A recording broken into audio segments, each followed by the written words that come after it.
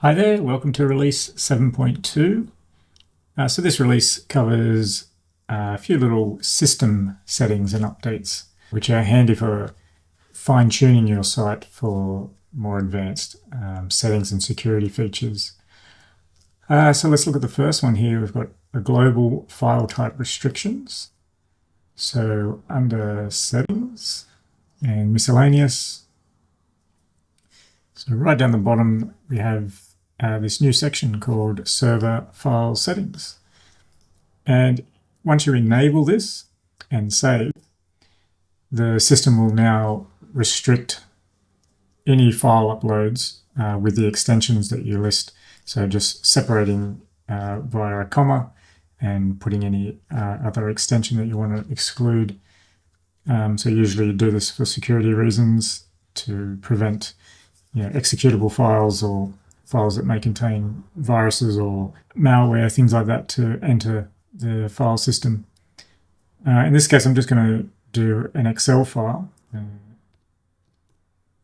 XLSX file, and I'm going to save that. So this restricts file uploads through pretty much all avenues, as far as I'm aware. As it says here, FTP uploads, file manager, so within the admin here, and it says public forms, including custom forms and modules, so even secure zone module item submissions will be restricted as well. So I'm not sure what other ways to get files into the system are. Perhaps the API, if there's a way of submitting files with the API. I'm not sure if that's covered with this as well. But so we'll go to our file manager, and I'm just going to go to the images folder. And I'm just going to drag in an Excel file that I have. And we can see we get a warning, won't allow us to do that. And it mentions here that it's not only looking at the file extension, because of course a bad actor could just change the file extension to text file or something like that. It does actually look at the file type embedded in the actual file through the MIME type. So there is that double layer of checking the file, whether it is actually that type of file or not. And I did just have a look at forms with a file upload form. So as it said, uploading through a web form as well, it will be blocked. What I wanted to show here is that even if you have the default JavaScript validation on, this is still more of a server-side restriction. So the default validation really only works with like required fields, that sort of thing, more of a simple initial check via JavaScript. So even with that on, the form will still submit and give you that server-side error. Just to illustrate that, if we go to the page where I have this form on, I'll just do a quick submission here.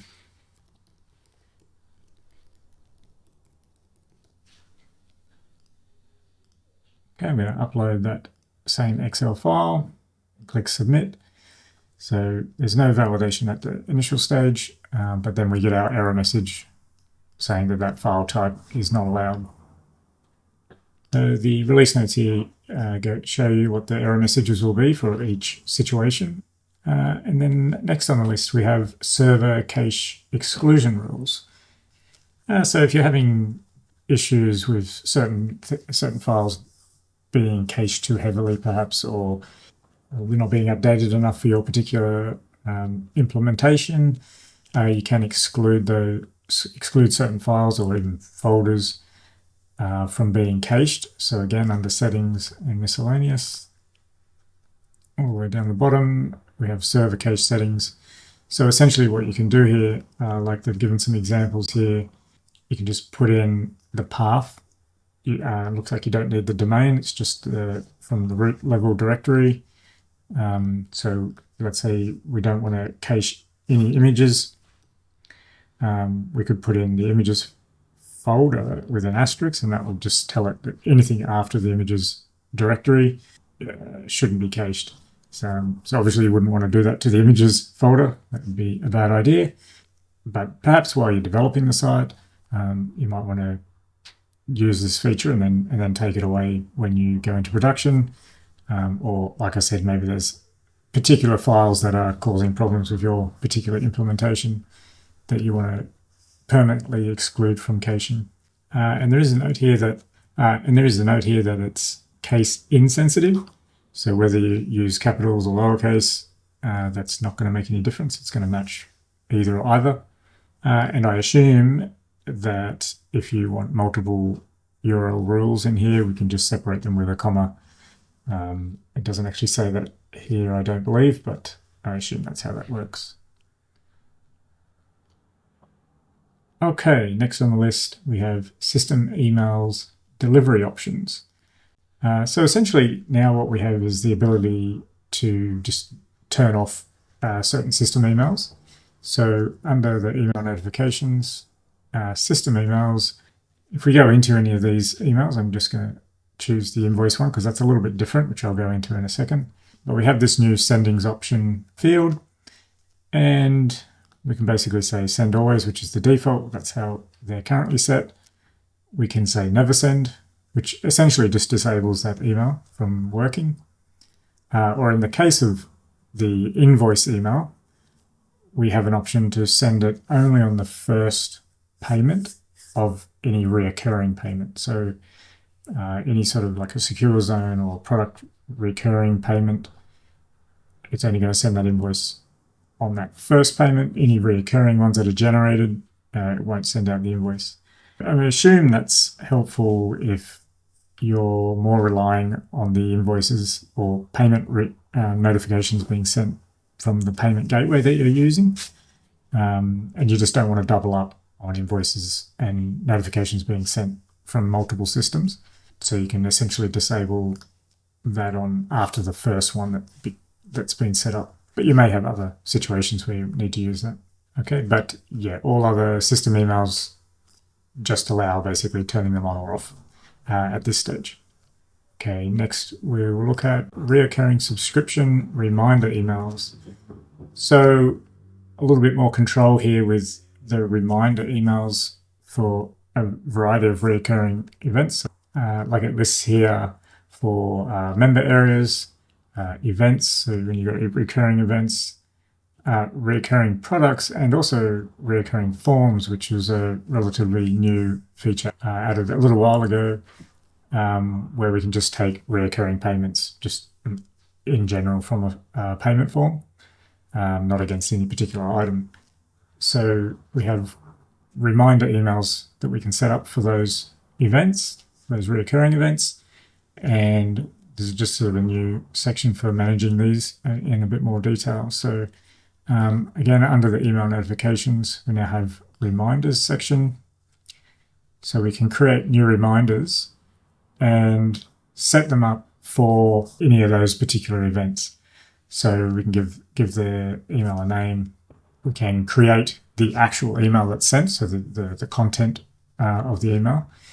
So you can create new emails there, just like we can for workflows and things like that.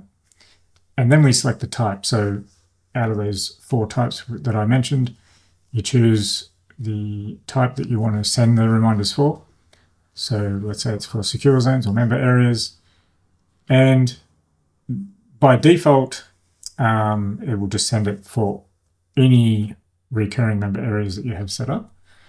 But you can actually uncheck for all items and then just choose a specific item that's within that type. So in this case, I just have one secure zone that has a recurring setting. So I can choose that. If you have multiple ones, you can just choose a specific zone that you want to remind, or if it was a specific event, you can set those emails up as well. And then, of course, we just choose the number of days that notification goes out before the renewal. Okay, so quite a lot of control there with the reminder emails now. And then just additionally, there have been a few sort of helper fields put in there for the emails themselves, I believe, if we go to emails. So if you have set up the content emails for your reminders, they'll be here in your notification emails under the reminders tab. And then we have in the little email data toolbox. So we have some data tags we can easily put into the content of those emails, such as the item itself. So let's say it's an event, so we can pull in the data from that item. So the name, its event start dates, end dates, the content, if you've got any images assigned, things like that, just to build out that email and make that a bit more of a rich notification. And we can insert the member, so that's the person that the notification is going to, and then information about the subscription itself. So I'm not sure what's in that exactly, but probably the renewal date, so that you can inform the member on when it's going to expire, and probably just the name of the reoccurring item. Okay, next on the list we have Stripe customer ID in the member component. So this is just adding in some Stripe information to the member object. So in the documentation, if we just go to request object, we have in here the current member. So with a logged in member, we can output some of the current member's details. So if they've undertaken a payment through and using the Stripe gateway, they'll have they'll have a Stripe customer ID. So similar to how we have the Stripe customer portal link, there'll be another one in here. So this is version 6 documentation, and of course this release is for version 7. So once the version 7 documentation is out, the documentation will be updated for that particular field in that current member data. So having that available in Liquid may help with some Stripe implementation or payment implementations that you may want to do, and allow you to better connect systems together like that. Okay, the next one is just an update to Angular to version 17. So that's what's used in the admin, so just the website admin. So the version 7 admin seems generally faster from what I've experienced, and has a few more nicer sort of transitions and effects, which you might notice. So no doubt that's to do with the Angular update. And yeah, it's just saying that overall performance enhancements, some security updates, and it's just going to be better for the WebinOne developers to work with and update in the future. So always good to see that the latest tools are being updated. That just helps the system as a whole not become outdated and slow. So I'm happy to see that being updated regularly as well. Okay, next we have custom form validation before submission. So with web forms, if you're doing any like front-end validation, there's just an extra event here that we can tap into with JavaScript that allows us to check the form for validation rather than waiting for the submit button to be pressed. If you have any other functions or scripts that you're running and you need to check that form before something happens, then we can use the validate CMS form function here.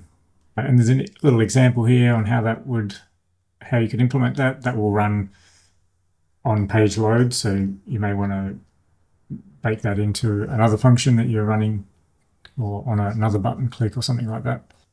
And basically what that will do is just add some validation classes to the fields. So it will add a validation of error to any of the inputs that have failed the validation, or validation success when they pass the validation, and also form validation error to the entire form.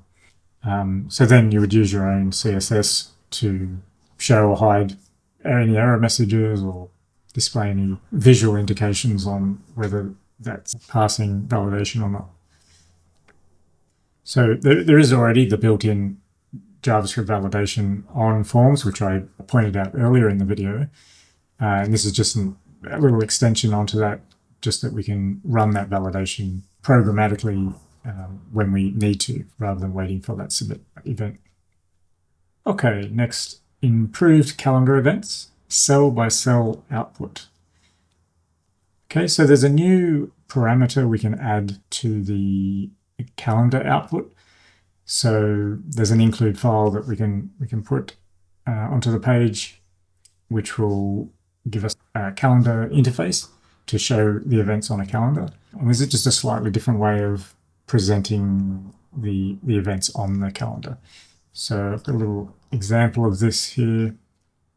Okay, my events calendar page. So I have both outputs set up. So this is the original include, which basically just specifies the event module. That's the original or default output. And then the new output just is an extension by adding a parameter here, cell by cell event outputs, and that's set to true. And we'll show you the difference. So events that span across multiple days or cells, you'll see like event 2 here, it just goes straight across, and it kind of creates one item there that I guess it offsets other events that are on those following days, which can be a good way to depict that as well, depending on how you want to show those events. But then when you do cell by cell output, it splits those events into their own block for each day. So event 2 here now doesn't span across, it just repeats again in the next cell and again in the next cell. Like event 5 here and event 5. So they sort of become their own individual event links in each cell. So both ways of doing it are valid, and just depends on how you want to present that. So now the option to do that is available. So next on the list we have improve URL redirects and UI UX. Okay, so it says here the user interface experience for managing URL redirects is now consistent with other quick add items. So what this means in the admin, we have things, I guess they're calling quick add. So more like, you know, your toolbars here that just sort of pop up on the side and you can just add them into whatever you're working in. So previously, under settings, URL redirects. So if we were to add a new URL redirect, it would open up a new page. You would create that, save it, and then come back to the main list, and you would keep doing that.